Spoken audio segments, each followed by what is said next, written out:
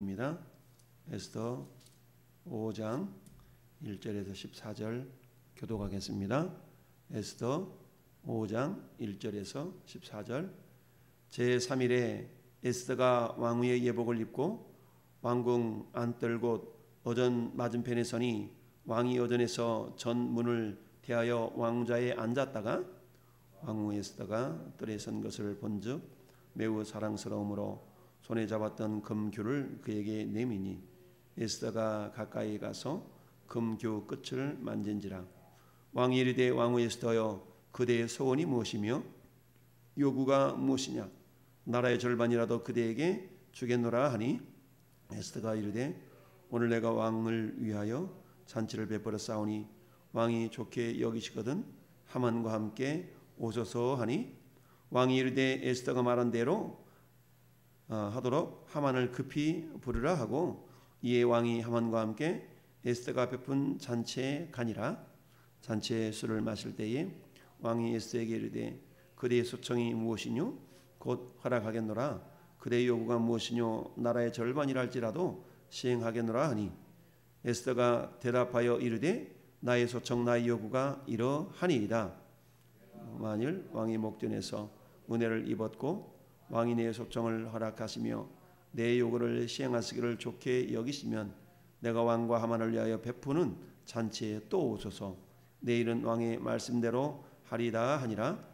그날 하만이 마음이 기뻐 즐거이 나오더니 모르드게가 대궐문에 있어 일어나지도 아니하고 몸을 움직이도 아니하는 것을 보고 매우 노하나 잠고 집에 돌아와서 사람을 보내어 그의 친구들과 그의 아내 세레스를 청하여 자기의 큰 영광과 자녀가 많은 것과 왕이 자기를 들어 왕의 모든 지방관이나 신하들보다 높인 것을 다 말하고 또 하만이 이르되 왕후 에스더가 그 베푼 잔치에 왕과 함께 오기를 허락받은 자는 나밖에 없었고 내일 또 나와 함께 청함을 받았느니라. 그러나 유다 사람 모르드게가 대궐문에 앉은 것을 보는 동안에는 이 모든 일이 만족하지 아니하도다 하니 그의 아내 세레스와 모든 친구들이 이르되 높이가 50규빗 되는 나무를 세우고 내일 왕에게 모르드게를 그 나무에 매달기를 구하고 왕과 함께 즐거이 잔치에 가소서 하니 하만이 그 말을 좋게 여기고 명령하여 나무를 세우니라. 아멘. 할렐루야. 오늘 말씀의 제목을 한번 고백합시다. 에스더의 모험. 네, 오늘 우리 함께 읽은 에스더 5장은 크게 세 단락으로 나눠져 있습니다. 첫 번째 단락은 1절부터 4절까지 그야말로 에스더의 모험에 대해서 기록하고 있고요. 5절부터 8절까지는 에스더의 지혜로운 어떤 그런 처사에 대해서 기록을 하고 있습니다. 그리고 9절부터 마지막 절까지는 하만이의 어떤 교만에 대해서 기록하고 있는데 오늘 특별히 1절부터 4절을 중심으로 에스더가 행한 어떤 그런 모험에 대해서 살펴볼 수 있기를 원합니다. 자, 아하수에로 왕이 에스더를 왕후로 이렇게 선택한 때가 2장 16절을 보면 아하수에로 왕의 제7년 10월 에스더가 왕궁으로 인도되었다라고 말씀합니다. 그런데 하만이 유대인들을 다 진멸하기로 왕에게 조서를 얻어낸 그때는 3장 7절을 보니까 아하수에로 왕 제12년이었다라고 말합니다. 그러면 에스더가 왕으로 간택된 지 5년이 지났다라는 이야기죠. 여러분, 세상 사람들도 결혼한 지 5년이 지나면 일반적으로 신혼은 다 거의 끝난 그런 상태죠. 신혼이 끝난 상태입니다. 그런데 제국을 다스리는 왕에게 있어서 한 여인이 아내로 간택되어졌다라는 것은 물론 중요한 일이지만 5년이나 되었다는 얘기는 어찌 보면 신혼이 어떤 그런 달콤한 설레임 이런 것들이 이미 다 끝나고 만 상태이죠. 그러다 보니까 에스더가 뭐라고 얘기했습니까? 왕이 나를 찾지 않은 지가 벌써 한 달이 넘었다. 라고 이야기를 하죠. 신혼이었다 그러면 매일같이 왕과 함께 있겠죠. 그러다 보니까 하만이 계략을 꾸며서 유대인들을 다 진멸하려고 했을 때에 왕이 자기 반지를 꺼내서 하만에게 선뜻 내어주고 네 맘대로 해라 라고 할 정도까지 어찌 보면 사려 깊지 못한 그런 행동을 취한 이 아하스리 왕의 모습을 보게 됩니다. 자, 그런데 그야말로 죽으면 죽으리라 라는 믿음의 각오를 가지고 함께 모르드게와 함께 유다 백성들과 같이 수산성에서 금식 기도를 3일 동안 했던 것을 우리 어제 살펴보았고요. 자, 이제는 이처럼 기도했다면 하나님 알아서 다 해주시겠지가 아니라 이제 우리는 어때요? 기도했다면 어때? 행동하는 겁니다. 기도라는 것은 행동을 위한 어찌 보면 군부를 대피는 그런 과정이다라고 이야기할 수 있습니다. 그런데 많은 경우 우리 그리스도인들이 기도만 하고 말아버리는 경우가 많이 있는데요. 기도했다면 그 다음부터는 어떻게 합니까? 이제 기도한 것을 믿고 응답하실 것을 믿고 행동하는 것이 우리에게 중요합니다. 그래서 이제는 에스더가 행동에 옮기는데 1절은 그렇게 설명하고 있죠. 제3일에 제3일은 뭡니까? 금식 기도한 이후에 이 말 아니겠어요? 3일 동안 금식 기도한 이후에 그래서 4장 16절에 3일 밤낮을 먹지도 말고 마시지도 말고 그 말 이건 금식이라기보다는 온전한 단식이죠. 먹지도 않고 마시지도 않으니까 단식이라 할 수 있는데 모든 것 먹을 수 있는 모든 것을 금식한 이후에 왕에게 나아가겠다. 그 당시에 규례가 뭐라고 그랬습니까? 왕이 요청하지 않는데 먼저 왕에게 나아가면은 자칫 잘못하면 죽임을 당할 수가 있는 거죠. 왜 그럴까요? 왕이라는 것은 어떤 개인적인 그런 자기 마음대로 어떤 사사로운 일을 행할 수도 있지만 어떤 국사를 논하기도 하고 이런 어떤 공적인 신분이다 보니까 왕후라 할지라도 개인적으로 갔다가 괜히 또 민망한 그런 상황을 맞닥뜨릴 수도 있지 않습니까? 그러니까 왕은 어때요? 자기가 필요한 때만 부르는 겁니다. 그런 어떤 규례가 이 페르시아 제국 내에 있었던 것인데 역시 한 달 동안이나 보론을 받지 못했던 이 왕후 에스더는 선뜻 왕 앞에 나가서 자기 민족의 어려움을 이처럼 호소할 만한 그런 어떤 마음이 준비가 되지 않았던 겁니다. 그러나 모르드게의 조언을 듣고 죽으면 죽으리라 라는 마음가짐을 가지고 정말 하나님께서 그래 내가 왕후가 된 것은 이때를 위하여서 나를 왕으로 삼았겠지 라는 믿음이 회복이 된 거지요. 그렇게 해서 왕후의 예복을 입고 왕궁 안뜰 곧 어전 맞은편에 섰다. 그랬더니 왕이 어전에서 전문을 대하여 왕자 앉았다가 왕후 에스더가 뜰에 선 것을 보고 어떻게 느꼈어요? 매우 사랑스럽게 느꼈다. 이미 찾지도 않은 지 한 달이나 됐는데 왕후의 모습을 보는 순간 그 마음 감동이 매우 아름다운 모습으로 사랑스러운 모습으로 이렇게 보여졌다는 얘기입니다. 이것은 결국 인간적인 어떤 그런 생리적인 현상이라기보다도 하나님의 역사하심이었다라고 우리가 볼 수가 있죠.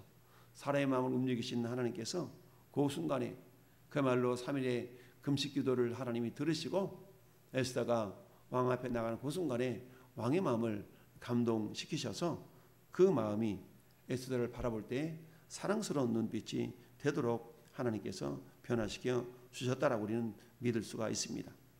그래서 그가 손에 잡고 있었던 금규는 그 지휘봉이라고 할 수 있죠. 금규를 그에게 내미니 에스더가 가까이 가서 금규를 끝을 만졌다. 결국 에스더가 죽음을 면하고 왕과 대면할 수 있는 대화할 수 있는 그런 어떤 장이 열린 거죠. 자, 그러니까 왕이 이르되 왕후 에스더여 그대의 소원이 무엇이며 요구가 무엇이냐 나라의 절반이라도 그대에게 주겠노라. 얼마나 사랑스럽게 여겨졌으면 이 왕후를 보자마자 우리는 말하는 거죠. 그래 왕후야 어서 오세요. 그래 무슨 일이요? 말하자면 이런 모습 아니겠어요? 무슨 일이요? 그래 요구하는 바가 무엇이요? 내가 다 들어주겠어. 말하자면 이런 어떤 감동 섞인 표현이겠죠.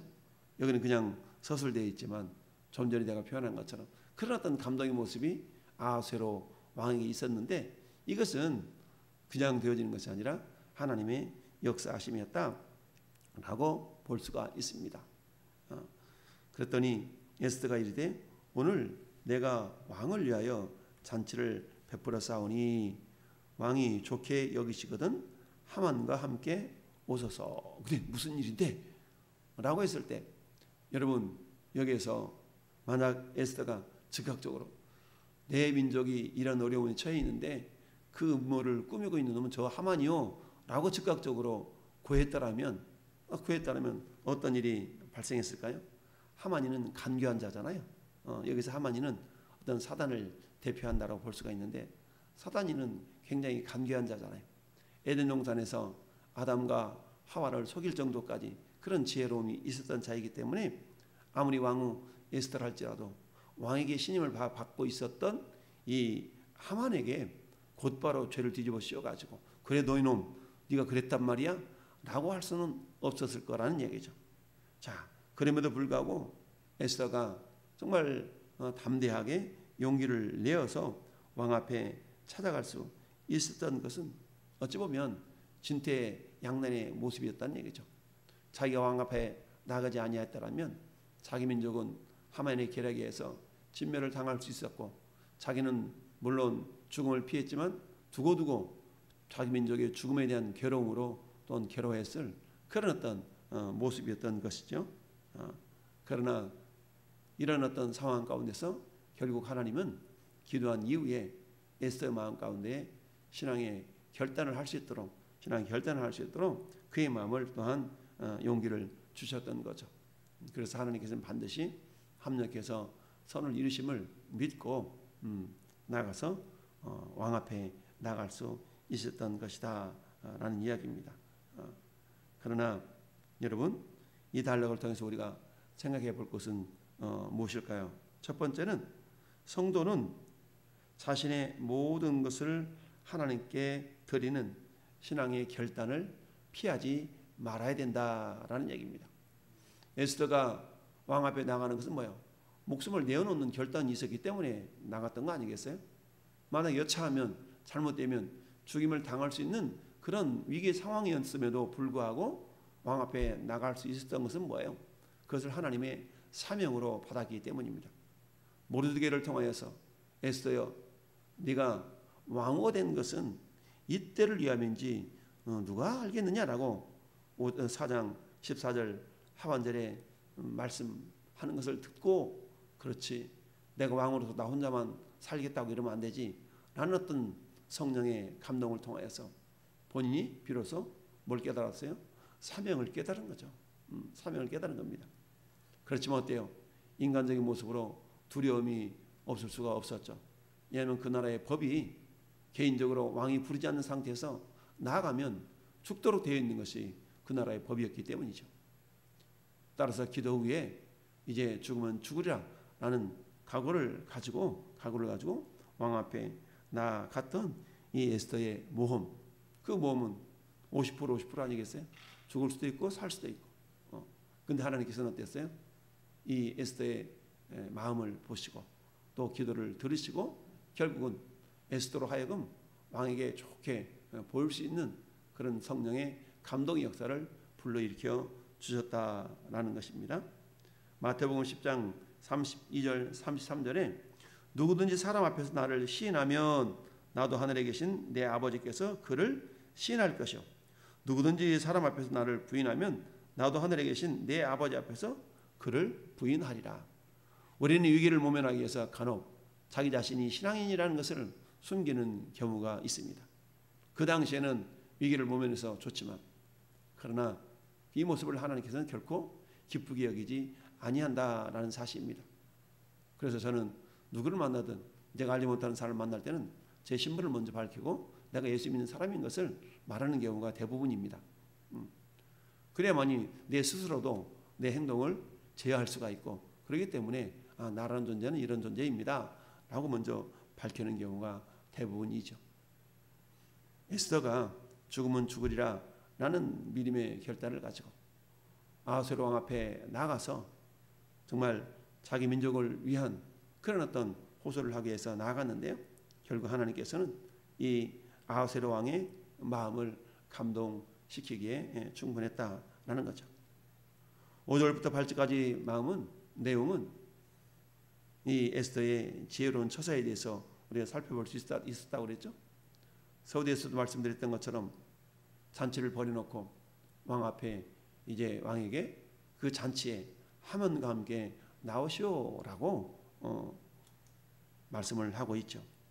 결국 에스더의 요청은 아직 본격적으로 말은 하지 않았지만 하만이를 잔치에 초청함으로 말미암아서 하만이 어때요? 자기가 범인으로 지목되었을 때에 어떤 술을 취하지 못하도록 그 현장에 있도록 만들었던 것이죠. 만약에 그 현장이 없는 상태에서 왕후가 왕에게 자기 민족을 죽이려는 하만의 계략을 말했더라면 간사한 하만이 어때요? 자기 휘하에 있는 많은 자기 편 사람들 있지 않았겠어요? 그 사람들의 손을 써가지고 오히려 뒤집어 씌워서 왕후가 잘못한 것처럼 그런 덤탱이 씌우는 그런 어떤 한마디 말하면 역전을 당할 수 있는 그런 위기 상황이 있을 수도 있었다는 얘기죠. 그래서 성급하게 추진하지 않냐고 세밀하게 준비하되 현장에 왕 앞에서 곧바로 어찌 보면 술을 쓰지 못하도록 하만이를 불러들였던 겁니다. 오늘날의 정치의 모습이 어떻습니까? 서로 덤탱이 씌우기에 바쁘죠. 자, 그런 것처럼 에스더에게 모든 것을 뒤집어 씌우려고 했던 그런 하만의 계략이 나타나지 못하도록 에스더는 지혜롭게 그 잔치 자리에 하만이를 같이 부르게 되었다라는 겁니다. 자, 그래서 잠언서 27장 12절은 슬기로운 자는 재앙을 보면 숨어 피하여도 어리석은 자는 나가다가 해를 받느니라 라고 말씀합니다. 또한 잠언서 21장 5절에도 부지런한 자의 경영은 풍부함에 이를 것이나 조급한 자는 궁핍함에 이를 따름이니라. 마음은 얼마나 조급했겠어요. 자기 민족이 그야말로 전멸당한 위기 상황이 있는데, 그러나 그렇다고 해서 자기 행동조차도 조급하게 행동하는 것이 아니라 세밀하게 세세하게 다 준비해서 그야말로 일망타진할 수 있는 그런 기회를 엿보았던 것이죠. 자, 그런데 하만이는 어때요? 왕후가 자기만 초대했다는 사실을 자기 가족에게 친구들에게 알리면서 그야말로 거드름을 피우고 있죠. 이게 교만한 모습이죠. 왜 흔히 그러잖아요. 나만 불렀어. 얼마나 자기가 어떤 명예가 높아지는 것 같고 그렇습니까? 그런 것처럼 9절부터 마지막 절 사이에 이 하만의 어떤 교만한 모습을 우리는 엿볼 수가 있습니다. 아니 내가 누군데 감히 저 모르드게 저놈 녀석 나한테 꿇어 절하지도 않고 미동당하고 있단 말이야? 내가 저 녀석 저러고 있다면 내가 잔치 자리에 참여하는 거 있어. 기분이 상해서 안 되겠어. 라고 가족과 친구들한테 이야기를 하니까 어땠어요? 이야, 여보. 참 내가 그래도 이래봬도 내가 어떤 사람인 줄 알아? 나만 초대받았어. 나 홀로만 초대받았어. 그러면서 11절에 자기의 큰 영광과 자녀가 많은 것과 자녀가 10명이나 되잖아요. 뒤에 가면 나오는데 왕이 자기를 들어 왕의 모든 지방관이나 신하들보다 높인 것을 다 말했어. 그런데 저 모르드게 저 녀석 때문에 한마디로 말하면 음식 맛이 안 나. 이런 거 똑같죠. 그러니까 그의 아내와 친구들이 뭐라고 합니까? 저놈, 저거 나무에 달아. 50규빗이나 되는 그 나무에 달고 내일 잔치 자리에서 왕한테 얘기해. 저놈 달아야 되겠다고. 라고 하는 그런 어떤 이 하만이의 교만한 모습을 보게 됩니다. 우리가 잘 아는 것처럼 잠언 16장 18절에 교만의 멸망의 선봉이요 거만함은 넘어집의 앞잡이다 라는 말씀을 우리는 기억하고 있습니다. 교만은 멸망의 선봉이죠.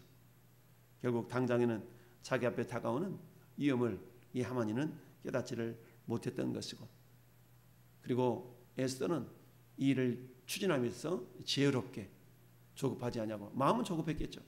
그런 행동은 조급하지 않고 세밀하게 준비해서 정말 일망타진할 수 있는 그런 기회를 만들어 가고 있는 것을 보게 됩니다. 우리들도 역시 마찬가지입니다. 하나님께서 때로는 우리에게 신앙의 결단을 요구할 때가 있습니다. 그러나 여러분, 우리 신앙의 결단이 모두가 다 선한 결과를 가져오는 것은 아닙니다. 오히려 더 위험을 초래하는 경우가 많죠. 우리가 잘 아는 것처럼 다니엘서를 보면 다니엘도 그랬고 다니엘의 세 친구도 그랬죠. 자기의 신앙의 결단을 보인다고 하루 3번씩 예루살렘을 향하여 열린 창으로 3번씩 쉬지 않고 기도했던 다니엘, 사자굴에 잡혀 들어가잖아요. 느부갓네살 왕의 금신상 앞에 절하지 않았다는 이유로 그 어때요? 믿음을 지키기 위해서 절하지 않았어요. 신앙의 결단을 내렸어. 근데 그 결과로 풀무불에 들어가죠. 물론 하나님의 사자 입을 봉해 주셨고 풀무불 가운데서도 하나님이 함께 해주셔서 구해 주셨지만 그건 어때요? 풀무불에 들어가는 순간을 생각해 보세요. 이제 우리는 죽었구나. 사자굴에 떨어지는 순간을 생각해 보세요. 나는 사자밥이 됐구나. 나는 그런 두려움 아닌 두려움이 있지 않았겠습니까? 이처럼 우리가 모든 신앙의 결단에는 물론 합력의 선을 이루는 결과가 빚어지지만 모든 경우가 다 그런 것은 아니다라는 것을 우리는 알 수 있어야 됩니다. 그럼에도 불구하고 어때요? 우리는 따릅시다. 죽어도 다시 산다. 그렇습니다. 죽어도 다시 사는 이 부활의 신앙을 가지고 우리는 나아갈 수가 있어야 된다. 여러분 죽음의 관점은 크게 두 가지로 생각해 볼 수 있다고 그랬죠. 첫째 사단의 관점과 우리 하나님의 관점. 더불어서 우리 그리스도인들은 이 죽음이라는 것을 어때요? 마귀는 죽음을 두려움의 도구로 사용하지만 협박의 도구로 사용하지만 우리 믿는 사람들은 어때요? 그 죽음을 우리의 믿음을 더욱더 업그레이드 시킬 수 있는 그런 용기의 도구로 사용할 수 있어야 된다. 그게 오늘 에스더가 보여주었던 죽음은 죽으리라. 다니엘의 세 친구들이 보여주었던 그리 아니하실지라도 그런 절대적인 신앙의 모습이 아니겠습니까? 오늘도 하나님께서 우리에게 그런 신앙의 결단을 요구할 상황들이 있을 수가 있습니다. 그럴 때 우리는 어때요? 기도하는 가운데 합력에서 선을 이루실 하나님께 우리 신앙의 결단을 내어드릴 수 있는 그런 모습이 우리에게 요구가 된다는 사실입니다. 요즘 우리가 기도하는 가운데 우리 마음 가운데 하나님이 감동하는 그런 신앙의 결단, 하나님이 요구하시는 신앙의 결단이 있을 수가 있거든요. 사람마다 다 다를 수가 있지만 그런 하나님의 신앙의 결단을 요구하는 그런 요구 앞에서 우리가 담대하게 하나님의 말씀에 겸손히 준행하고 순종해서 나아갈 때 반드시 하나님께서는 그 결단을 기쁘게 받으시고 우리에게 선한 열매를 맺게 해 주시리라 믿습니다. 오늘 하루도 우리 하나님 우리와 함께 하심으로 우리의 선한 결단이 반드시 복이 되는 놀라운 경험을 이루는 하루의 삶이 될 수 있기를 예수님의 이름으로 축원을 드립니다. 아멘. 거룩하신 아버지 하나님